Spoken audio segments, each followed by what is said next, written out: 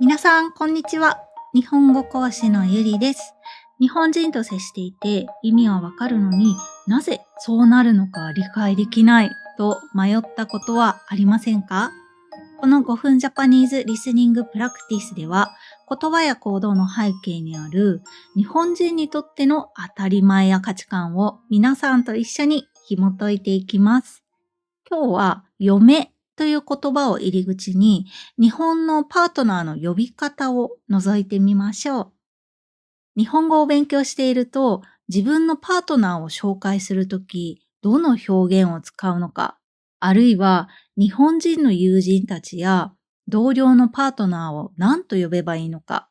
迷うことはありませんか？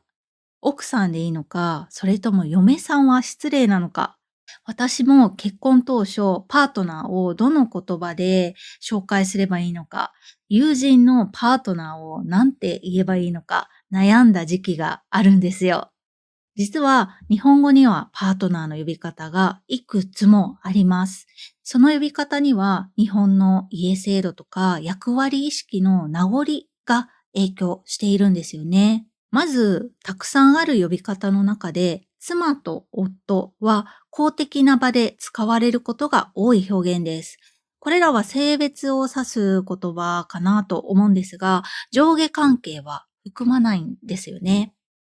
一方で、男性のパートナーを指す言葉として、主人っていう言葉があるんですが、主人は主という意味なので、つまり家のリーダーを意味するんですよね。あとは似た言葉に旦那っていうのもまだみんなよく使ってるかなと思うんですが、もともとは承認とかに対する継承で、目上の人を呼ぶ言葉だったんですよね。どちらも上下関係を含む、そんなニュアンスがあるんですよ。で、女性のパートナーを指す言葉は、家内とか、ちょっと古いですけど、そういう言葉がありますね。これは家の中にいる人という意味ですよね。今もまだよく使われる言葉には、奥さんっていうような言葉があったりしますが、これはもともとは身分のある女性に対して使っていた言葉で、そういう女性は建物の奥にいたから生まれた。そんな表現なんですよね。あとは、嫁という言葉ですね。これは家に嫁ぐ人という意味があります。結婚して相手の家に入る人というニュアンスを持つ言葉なんですよね。通常は嫁ぎ先の義両親が使うことが多い言葉です。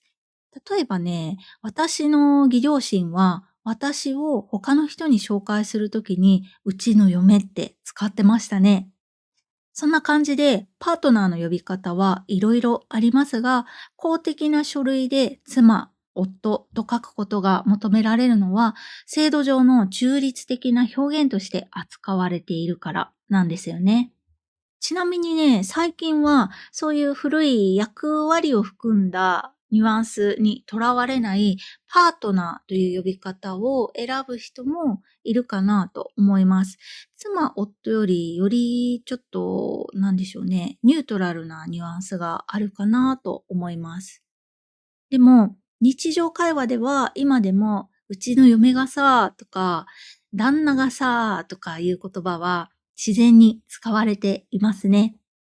この呼び方の多さこそが、これまで私が話してきた皆さん聞かれている方もいると思うんですが、家制度という歴史の名残だと思うんですよね。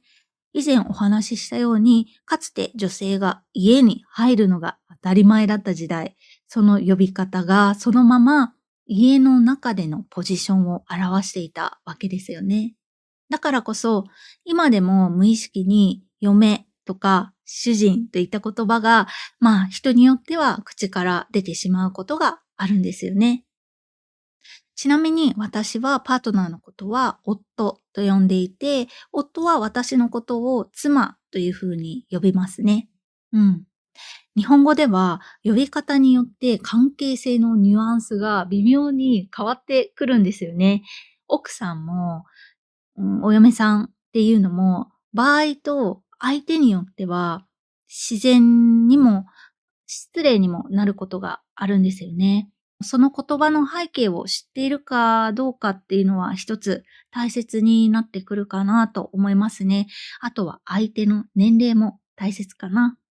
迷った時は公的にも使われる妻、夫とか、まだみんなが日常的によく使っている奥さん、旦那さんみたいな一般的な表現を選ぶのが無難かなと思います。皆さんの国ではパートナーの呼び方はいろいろありますか？よければ教えてください。金曜日はそれぞれの呼び方に込められた意味と実際の使い分けについてもっと深くお話をしようかなと思っています。それではまた金曜日にお会いしましょう。バイバーイ。